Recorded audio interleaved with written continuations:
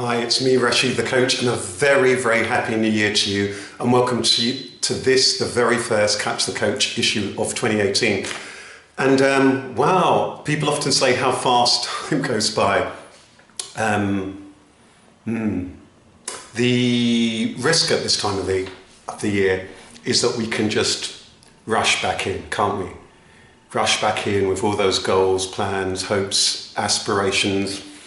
And if we don't pause, take a moment and step back, it's just a continuation.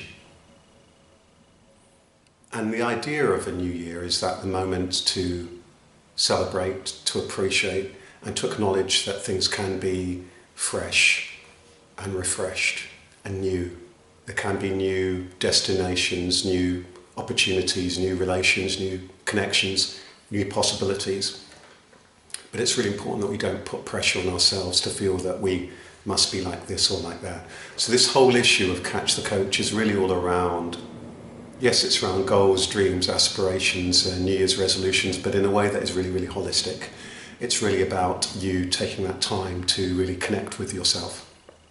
So in this issue, we're going to talk about yourself and your health, goals, dreams, and resolutions, and my events in 2018, my tip for the month, which is playing the long-term game, fun and life balance, and our quote of the month, which you'll be able to see at the end of this newsletter. I will post the quote. So let's get underway. First of all, I think I want to talk about yourself and your health, because before we even think about touching goals, dreams, aspirations, and all the rest of it, without yourself, without your health, nothing else can happen. So my first question to you is, how are you feeling within yourself? What are your energy levels like? What's your health like? Are there aches and pains? Are there ongoing health challenges? Be mindful of this. Is it time that you had a checkup, or time that you addressed your diet or your well-being? Just be mindful about that. If there's something niggling, it might be a good time to just kind of check that out. Just before Christmas, I had a checkup with the doctor. I'm usually quite lucky. My health is really, really good, but I recognise it's time to have that kind of check-in. So really being mindful about how your health is really, really, really important. But I don't just mean in terms of perhaps there might be ongoing conditions or concerns, but just on a day-to-day level, not just how's your physical health, how's your emotional health, how's your spiritual health. Do you need more rest? Do you need more time? Do you need to focus on address something? So be mindful about that. That's my very first tip for you, and then get the support and help that you need. Certainly don't ignore yourself and your health. And also, I think the last point about that is, are you getting the sleep that you need? And are you mindful eating? So that's our first theme, yourself and your health. Right, next up, let's zoom straight into it. Goals, dreams, and resolutions for 2018. It's interesting, isn't it, that at the start of every year, so many people have New Year's resolutions. You'll see stuff about New Year, New You. You'll see it everywhere across the media and magazines, online and so on. The pressure can be to give up drink, to cut this thing out of your diet, start at the gym and so on. All these things with good intention. But I think that my tip would be 3 things, just to summarise this. 1, being strategic, 2, being holistic, and 3, steps and support and space.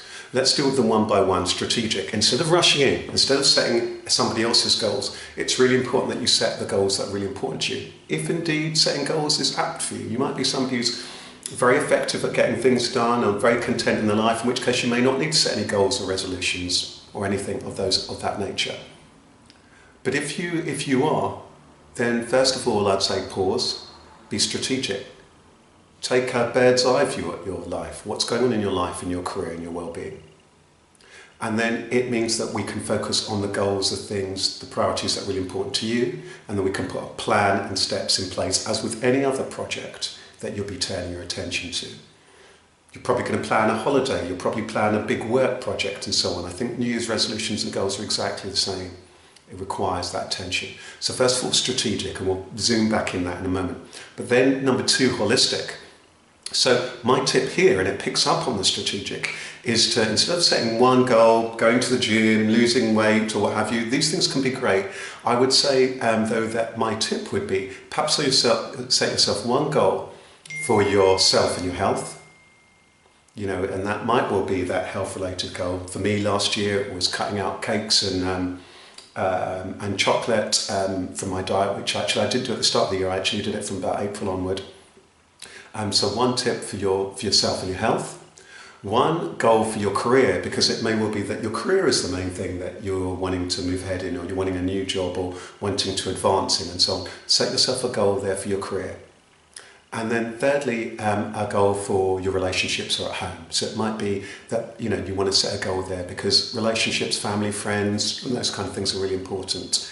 Now you might think, well, that Rasheed, you've now just given me more to focus on. But think about it. If you were wanting to address your house and so on, the danger is that you could just focus on one room without thinking about the whole house. You might need to start with one room, or one room might require more attention than the rest. But it would be foolhardy to ignore the rest of the house. It might well be focusing on one room and then everything else is kind of falling apart and it's dilapidated. So really be mindful and be holistic in terms of those goals. Okay, so that's the second theme around being holistic. The third is really important, which is about the steps and the support. Are you self-motivated? If you're self-motivated, that's absolutely great, because it means that you're able to perhaps do these things yourself, whatever it is. You can get up, you can make those changes into your career and so on. You're quite resourceful. Fantastic. But is it the case that you need help and support? So let's imagine you've got a goal which is around getting fit and so on. Are you the kind of person who likes to do these things by yourself? Would you be better to get the help of a personal trainer? Would you enjoy it far more to be doing sport with a friend or to join a class? What works for you? What works with your style and your personality? So for me, whenever it is me looking at my health and well-being, I love something competitive sport as opposed to going to the gym. And so I find that very motivating, and it therefore means that I'm more likely to stay on track. So what's the help and support it is that would work for you? But I think also here in terms of then what are the steps that you need to take? Is the planning that you need to do? Do you need to book something? Do you need to put regular dates in your diary? What are the steps that you need to take? That ties us again back into this thing about being strategic and having a plan. And give yourself the space. Bear in mind also, as with any journey, there are likely to be ups, downs, bumps in the road, challenges and so on. Be mindful there'll be setbacks, and be mindful about the whole journey. Try and appreciate the whole process. So that's goals, dreams and resolutions for 2018. And my last tip, tying in with that, the thing about space and support: review your progress, don't beat yourself up, and see how you go.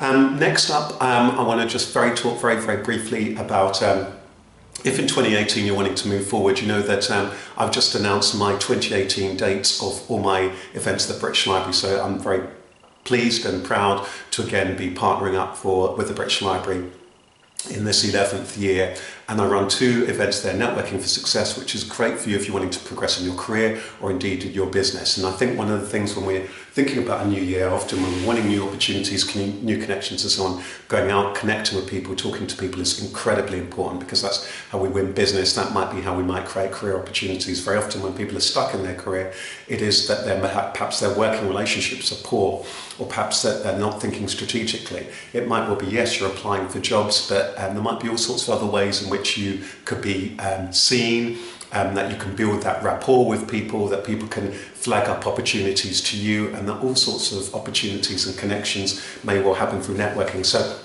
I run Networking for Success once every month. All the dates I'll post below in a link. And the next date, the first date in the new year, is January the 23rd. At the British Library, and all the other dates, as I say, you'll be able to see via the link and via my website or via Eventbrite. And Soul Trader, my event for you, if you're thinking about starting out being your own boss, is around once every month. Beg your pardon, that's once every quarter. So the first of those is in March, and again, I'll post a link below there. Okay, we're getting there. My tip for the month is playing the long game. And again, this ties in with all of the stuff we've been talking about in terms of goals, resolutions, and so on. What happens a lot of the time when people set their New Year's resolutions is that great, January the 1st or the first week in January, great, they hit the gym, they cut out the drink, or that they're eating well and so on. And then by the end of the month, so often people have fallen off, or the motivation's gone. My tip is to play the long game. Recognise that with things that you're wanting to do, see it as an ongoing process. So my tips would be, know that change takes time and it takes work. See it as an ongoing journey and learn to enjoy the process of progress. Really begin to enjoy those steps. So for example, when I cut out chocolate and cake and so on, I began to appreciate noticing the times when habitually I would have gone for a piece of chocolate or a dessert or what have you. Begin to notice that whole process. Try and appreciate that whole process, just that you would if you were learning to play an instrument or to play sport or anything. Really try and appreciate that process. Also, expect delays, setbacks and roadblocks, and see everything as learning. See all the ups and downs as learning. I think this is one of the key differentiators between the people who have a mindset that allows them to progress and people who are constantly beating themselves up and constantly, the word that people might use is negative. Then fine-tune, change and adjust as need be, and celebrate your progress along the way. Really do see the progress and go at your own pace. Final thing I want to talk about before my quote of the month is is about fun and life balance, because you know, the beautiful thing about the end of the year and the very beginning of the new year is a lot of celebration, and people, you know, start off the new year wishing everybody well, happy new year, or happy for the first week or two and so on, and there's that joy and appreciation. And then before we know it, everything becomes a hard slog, hard work. The rapport can sometimes turn into shortcuts and people being curt and short with each other and impatient with each other. I think that it's important to really see things in perspective, to take time to have fun. So just a couple of tips here, and they're the kind of things that I often flag up for those of you regulars. One, putting that time for you.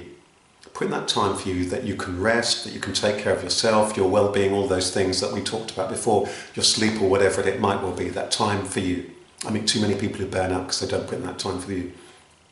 Putting the times you love to do, putting the time in the things you love to do, the hobbies, the interests, or maybe it is that, you know, that now is the time for you to pick up the paintbrush again, or pick up the fact that you used to play the keyboards again, or that you used to enjoy going for long walks or hikes. What is it that you really enjoy, or having the dinner parties, whatever? You know, putting that time for things you love to do, and scheduling the time for loved ones too. And my tip would be to put these things in your diary first. If you don't put the life balance things in your diary first, they're unlikely to happen. And when I'm coaching people one-to-one, I tend to encourage them to put these things in first, and in fact I urge them to do so. My quote of the month, I can't remember what the main quote I was going to use this month is, but I think the quote that I'm going to leave you with here is that past is a prison, the future is an illusion. It's one of the quotes that came up from last year. Past is a prison, the future is an illusion. I think, well, why am I saying that? I think that sometimes we can hanker after the past, be caught up in the past, be thinking about the past, worried about the past, regret things that happened in the past, or we're so caught up in the future, this is how things are going to be, and if only at this particular time, and I need to achieve this, or I'm going to look like that, and so on. What can happen is that past can become that kind of prison because we're trapped by it, and the future is an illusion. But the opposite can also happen. The past is an illusion because we are kind of fantasizing around it, or we're putting a particular lens over it which may not be wholly true, and that the future is a prison because we're trapped, caught up by it.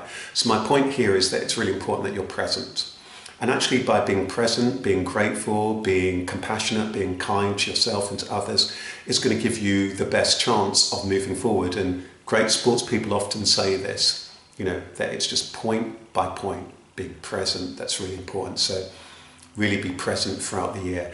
I just want to thank you. I want to wish you all the best for this year. And remember, you can stay in touch with me via my official Facebook page. You can just search for me and you'll find my official page. You can find me on Instagram. You can find me on Twitter. And of course, there's lots of other tips and tools here on the YouTube channel and on soultrader.biz, soul-trader.biz. So wishing you well, a very happy new year. Take good care. Bye-bye. See you soon.